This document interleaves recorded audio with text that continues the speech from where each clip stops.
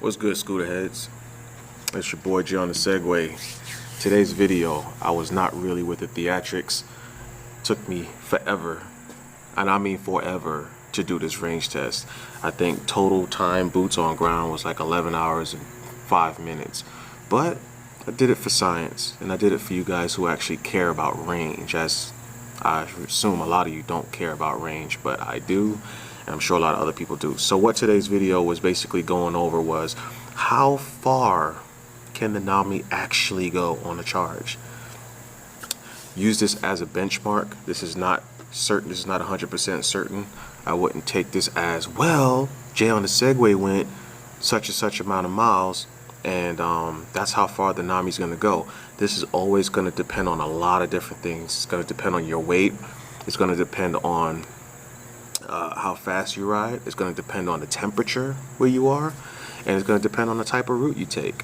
You know, if you're going to be riding off-road like on dirt and gravel, you can imagine that it doesn't use a whole lot more power than just riding on pavement or asphalt, for example. But when you look at the whole distance of the entire battery, like if you want to ride the full range of the battery, you lose a lot of miles overall, because that little bit of extra energy that it needs to keep you at whatever speed you're trying to ride it on an off-terrain situation, it is going to drop your range that much more. So this entire test was basically done on pretty much all asphalt or concrete, whatever you want to call it, you know, paved roads. And I was on a bike path. A few times I had to, holy shit.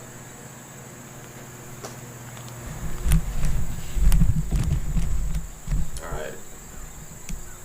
Another thing that's going to depend on if this is a holy shit moment to you guys is what type of... As I was saying before, I was like interrupted myself with that big old spider. How many miles you're going to get on a charge is really going to depend on your type of route, you know, your body weight and all that type of good stuff. So without further ado, I'm going to get you guys into the video. Like I said, it was a long day. I kind of saw it as a long day my first 30 minutes into the ride. So I decided to just cut back on the theatrics and just kind of just record some of the ride, any sections I thought were kind of cool. So that's what you guys are going to see. And then towards the end of the video, you're going to go on and see the results, which I was a little disappointed, but I was actually impressed with the results. So anyways, let's get into it.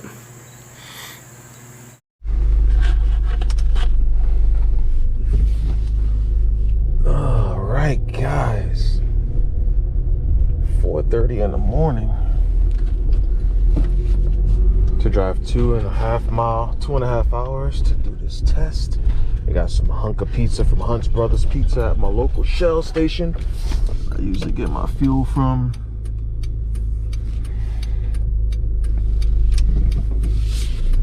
Alright, I guess we about to fast forward to the test track. Let's go. Alright guys, we got the Nami here, so I'm gonna make sure I have 47 psi in my tires. My rider weight for today's ride is 197 pounds. I got the upgraded valve stems in here. Alright, a little disclaimer before we get this party cracking. Make sure this damn thing is freaking recording. It's like the third time I'm recording this. Anyways, I did 2 changes on the Nami. I adjusted the settings for the eco mode. So what I did was I dialed the power down and I dialed the top speed down just a little bit. This test route that I'm about to take you guys on, it's a mostly flat route, pretty much. There's some hills, but you usually get a little bit of a downhill to compensate for it. Like going under roadways, the route will go down and it'll come back up, so you're level with the roadways again. And I changed the tire size. So the Nami stock tire size in the P settings is 11 inches. I went to 10.5 inches because 11 inches was just a little too inaccurate. So basically everybody's Nami is riding around with less miles than they actually show on the display. Basically how that goes. So I changed it from 11 to 10.5. I did some tests with it. I don't know which video is going to come out first, if this range test is going to come out first, or the video of me changing the settings, so you guys can see the difference between 11-inch tire settings on the P settings and the controller on the display and 10.5 inches. Anyways, we're going to just we're gonna run it at 10.5. I think the speed is gonna be very, very accurate. I mean, it was accurate when you compare it to the Draggy unit. Draggy unit is basically a performance GPS module that you can set up on your car, your motorcycle, your electric scooter, bicycle, whatever. You basically use it to do performance tests. It gets the statistics for performance. So I bought that so that I can see, you know, how the Nami performs. If you guys want to see like a 0 to 60 test, it may or may not do 60. This thing doesn't always do 60 miles an hour, but yeah. I just want you guys to know I changed the tire settings and I changed the power settings in eco mode. This entire test is going to be done in eco mode. My target speed is going to be 15 miles an hour. My overall average may be lower, but that's going to be the target speed that I'm going for. I'm going to accelerate smoothly. And yeah, come on, let's get it.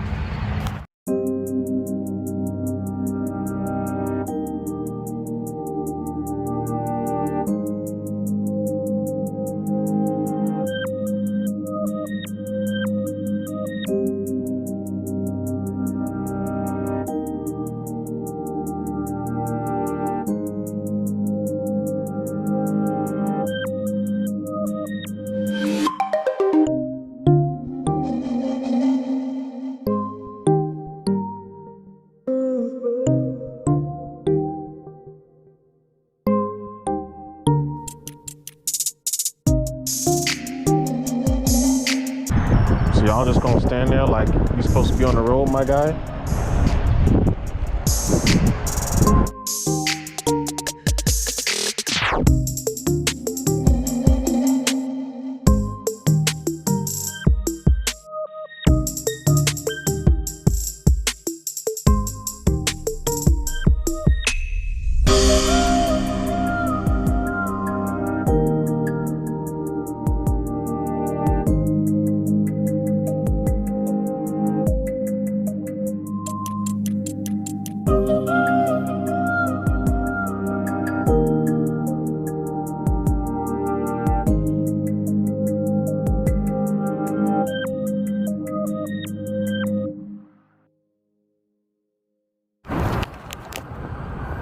You see that?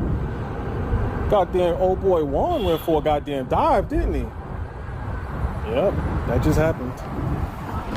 Buddy. Hey, buddy. How you doing? Boy, I had that fucking shit at the right time. Motherfucking pit bull. Ready for the smoke, boy. Ready for the smoke. Y'all see I ain't gonna reach it for that X mode, right? I ain't worried about that motherfucker. If he look like he wanna bite me, he gonna catch that work. I didn't think he wanted to smoke though. I just think he wanted to just let it, like, hey, come here. Hey, come here. Kind of like that dude back in the 90s in Brooklyn. When they wanna rob you and they say, hey, yo, come here. That's what that dog was doing. He was, hey, yo, come here at me. Wasn't worried about it. Weren't worried about the dude in Brooklyn back then. Ain't worrying about the pit bull right now.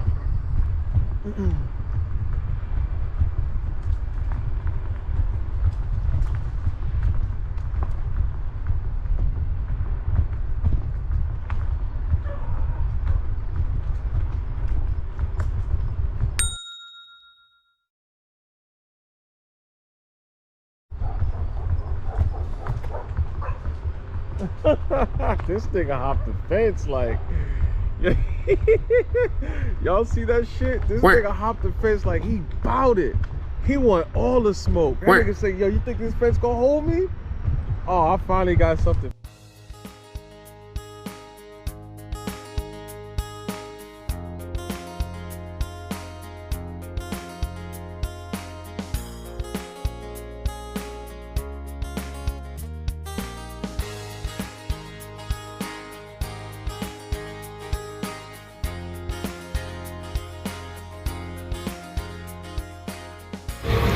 Alright, so how many miles you think we're gonna get? I got 52% battery and I'm at 51.9 miles right now. So how far you guys think I'm gonna get on this charge, man? Come on, put it below. Come on, let's get that on the road to the biscuit, man. On that road to the biscuit. Let's get it. Hey, while I have you guys' attention, if you guys are looking for high performance, I want to say a ultra high performance scooter, possibly a ultra hyper performance scooter. There's a new model coming out called the Voltage Slack Core 920R. Now that's not going to be the only model. They are going to have a Slack Core 920. Then there's going to be a 1020 as well. And those models, of course, are lesser of the 920R. The 920R is a straight up race scooter. If you want to have the best in the market, hit my guy Paul up. It's going to be paul@voltagemotorworks.com. I got the link for his email down below. You can email him directly. He responds immediately. He's also on Facebook, but I'll leave that to him if he's going to talk to you via Facebook. Is usually faster if you guys have Facebook. There is also Instagram that he has as well. But anyways, very, very, very cool scooter, man. I'm going to have some links, relative to that below. But he also sells Namis. So if you guys buy a Nami from him, you tell him Jay on the Segway sent you, or you could just put Jason Maynard, and I get a small commission on that, okay? I have to talk about his scooters because it's really, really, really cool, and it's going to shake the industry when it comes to race scooters. It's ultra, ultra high, hyper performance scooters. I can't believe I named it ultra high performance hyper scooters, because the Nami is considered a hyper scooter by it, depending on who you ask, but it is a very, very good scooter. So this one is going to be actually faster than the Nami, like way faster. So if you guys want to check that out, there are some videos online. I'll put a couple of links below so you can check it out, but definitely check that out while I still have your attention. All right, Nami peeps, we're doing a range test today. Come on, clear up. That's how many miles we've ridden so far. The Nami currently has 1,000 miles on the odometer. I don't know, you guys can't see it, 54% battery left. And we have 72.7 volts. That being said, how many miles you think the Nami's gonna get me? How many miles until it goes flat? Now, some statistics. The temperature is currently 93 degrees Fahrenheit.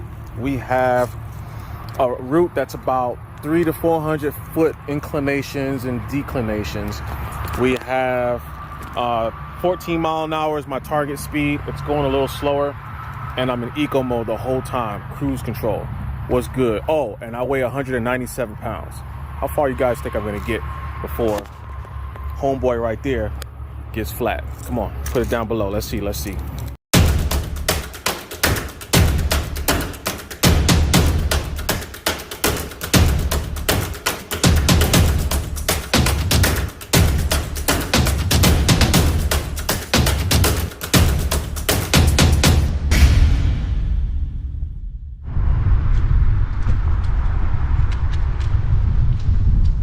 You know I was about to race that ass, right?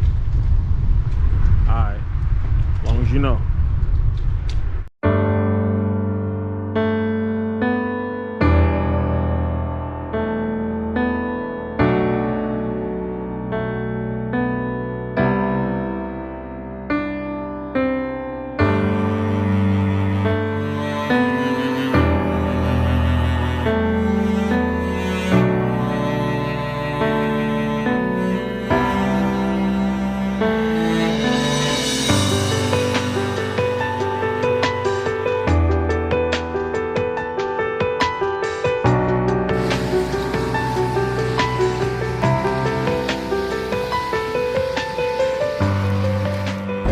Alright guys, the Nami died on me.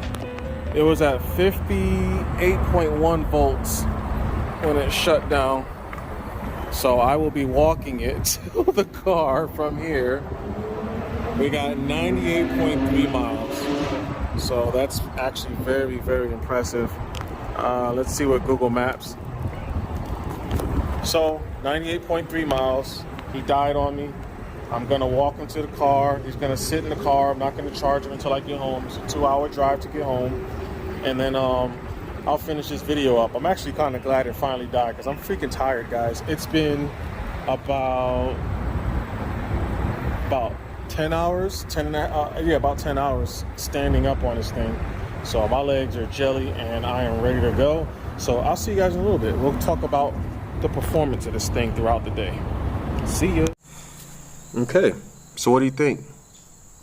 Was that impressive? I was impressed with that. I mean, I was a little disappointed. And when I say I was a little disappointed, it's only because I was hoping it would give me 100 miles. With that being said, when you have these electric scooters, right? These electric scooters come with the thing called BMS, right? That's a battery management system. Now, this doesn't matter if you use a trickle charger or a fast charger style charger. Don't quote me on that. That part I'm not 100% sure. So let's just go. And if you guys know 100% for sure, put it in the comments below. I want to say the trickle chargers are the only chargers that will allow the BMS, the battery management system, to trickle charge, like to balance the cells in the batteries. So like, even though your battery charger, if you have a red light while it's charging and then when it's fully charged it turns green, even though it turned green, I believe once it turns green it starts to balance the cells if you leave the charger connected to your scooter or your electric unicycle, EUCs, or your Segways. I believe it continues to balance the cells up into a certain amount of time. How long that time is probably depends on the programming of the battery management system. So what I did was, I think for the Nami, I've seen some guys who have electrical equipment that are able to monitor this stuff. I think they set around, was it 4 hours, 3.5 hours after the light on the charger turns green? It continues to balance the cells. Like 3 to 4 hours after the light turned green, it continued to balance the cells. So if you really want the maximum performance out of your, let's just say the Nami, since we're talking about the Nami right now in this video. If you want the maximum performance out of your Nami, what I am going to tell you to do, according to what I've read and seen online, is to let the charger sit. And this is only if you're going to ride after it's all done charging. This is only if you're going to do that. If you're just charging your scooter because, oh, the battery's low and I need to charge it, but you're not going to ride it again for a day or two or whatever, or even after. If you're not going to ride it within 3 hours, this is my personal opinion, okay? It could really be 6 hours. If you're not going to ride your electric scooter within 3 hours of it fully charging and cell balancing, don't fully charge it. It's between 60 and 70%, according to online sources, is like the safe zone where, okay, if you're going to store your scooter for longer than 8 hours or 10 hours, then don't, let the battery charge it up to 60 to 70%, and this will, extend the longevity of your battery life of your scooter. Okay, so if you want your battery to last as long as it possibly can, and you want it to be healthy, that's what you do. Only charge between 60 and 70%. I put it on the charger like 11 o'clock at night, and I left my house at 4:30 in the morning to get to the test site at 6:30 in the morning. The scooter my Nami finished charging at 2:25 in the morning, so it sat for almost 2 hours balancing the cells. I could have let it gone to 3 to 4 hours and when it got full cell balancing, but would that really affect the range? Maybe that would have.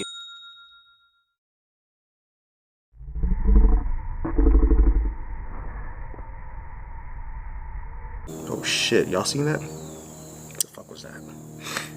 That probably would have given me an extra maybe 1 mile or something like that. Probably wouldn't have been very much, but that would have put me closer to that 100-mile mark. Anyways, I don't know, I like to push things a little bit. Not everybody does that. Some people say, oh, well, that's stupid of you.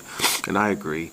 I like to just push things to their limits. Meaning, if I'm driving on a road trip, whether I'm in a car or in a motorcycle or whatever, I like to see how far it's going to go on a tank. And that's, and I usually only do that my first few weeks or whatever with a new vehicle, just to kind of get a feel for it. I like to know its limitations. And so the Nami's always there if you have a breakdown. Let's say you break down 80 miles away from the nearest rest area or the nearest, help center, and your Nami's fully charged and you have it in your vehicle. Tests like this matters at that point. Let's just say you're on a road trip and, oh, I'm going to tour Denver and then I'm going to go to Colorado Springs and I'm going to tour Colorado Springs. And then guess what? You get 400 miles from your house and you forget your charger. But maybe the person you're with, if you're with someone, they bought theirs, they remembered, but you forgot your charger. That's when tests like this matters. Okay. Me personally, You know, there's only a few cities in the world really that has flat enough routes where you can achieve such range results. Salt Lake City, that's one of them. You could damn near ride from the top of Salt Lake City all the way to the bottom of it, do all this little boroughs, whatever you want to call those little cities inside Salt Lake City area, and it's relatively flatter than this route that I just did. I picked this route specifically because it still has some sort of inclines in it, and so it kind of makes it fair, okay? But there's some routes out here, there's some cities out here that they have like miles and miles and miles of just smooth surface bike paths. I love bike paths. Anyways, Jay on the Segway, I appreciate you guys for watching. Shout outs to Voltage Motorworks. Shout outs to Paul. Shout outs to Outbound Lighting. I gotta talk about Outbound Lighting real quick. I got some links for Outbound Lighting below. If you guys need headlights for your electric scooters, your EUCs, your helmets, some of you guys ride different types of vehicles, Sarons, whatever. You have a helmet, you got a light on top of your helmet or your GoPro, whatever. Outbound Lighting, they're out of Chicago, Illinois. These guys, they design their lights in Chicago, and then of course you get some of the outsourcing of the parts from China, whatever. But quality stuff, quality, and their customer service is the bomb, guys. I can't stress enough. I ordered the new Detour. They have a new Detour light, right? Ordered that to have on Nami, and then now the Victor. And this light is basically a city light. You guys can check the link below for that. I don't want to get into the spill on that too much, but I needed some inserts that goes inside. And you know, when you have a clamp, right? And this clamps around a handlebar. Let's just pretend this hand is a clamp. It clamps around the handlebar. You tighten it and you tighten and tighten it when you screw it, and it wraps around the handlebar and keeps whatever device you're gonna mount to that mount from moving, right? Well, on the Nami, on the upper kitty bar, I had this mount from Outbound Lighting that came with the light. The insert that came with the mount wasn't big enough, okay? So I asked them in an email. I ordered another one of those so that I can put it on the Victor also. Another one of the mounts. And I asked them, I said, hey, if you guys have any inserts, these are rubber inserts. I said, if you guys have any inserts that I can use to fill in the hole of this mount a little bit more so that when I tighten it, it'll actually tighten good and can hold around the handlebar that I'm trying to put it around, because the handlebar I'm trying to put it around is too narrow. These guys sent me extra ones. They ain't even charged me for it though. Like, I ordered the extra mount, and they sent me 2 different sizes just in case. And they didn't even charge me for it. And they do that. Their shipping is fast. They're very professional. They send you cool little emails like, oh, snap, you know, your thing just shipped. You know, you're dealing with cool people, man. Their product is A1. Just check it out. If you need a light, if you guys do off-road bike paths and it's dark and there's trees and there's stuff everywhere, they have a light called the Evo, a Trail Evo. That light is powerful, powerful light. Their lights can go into a mode where it'll slowly dim over time to use less battery, and as your eyes adjust to the light, it dims it down. That way you're not burning up so much battery, you know, leaving it on high, for example. Because let's face it, most bike lights on high is just kind of excessive, you know what I mean? Don't worry about the lumens. These are one of those types of lights that the lumens don't really matter unless you need a whole, like a real powerful floodlight. And I mean real powerful now, because these lights are really, really good. The lumens just don't matter. It's all numbers, really. I mean, it is, but it isn't. Anyways, check out Outbound Lighting. Jay on the Segway. I appreciate you guys watching. I'm on the road to 1,000 subscribers. I picked up a whole lot of subscribers. So you guys that's new to the channel, if there's anything you want to see when it comes to the scooters, when it comes to the Skydio, right after I finish this little part of the video, I'm going to get the Skydio 2 out of my bag, and I'm going to do some testing. They apparently did an update. I don't know if the update came yet, but I want to kind of test it in some wooded areas, like kind of like where I'm at right now, where the light streaks in and out. But anyways, yeah, thanks for watching, guys. Really appreciate you guys. And yeah, keep riding, enjoy the ride, stay safe, wear safety gear, and see you on the next video. All right, peace.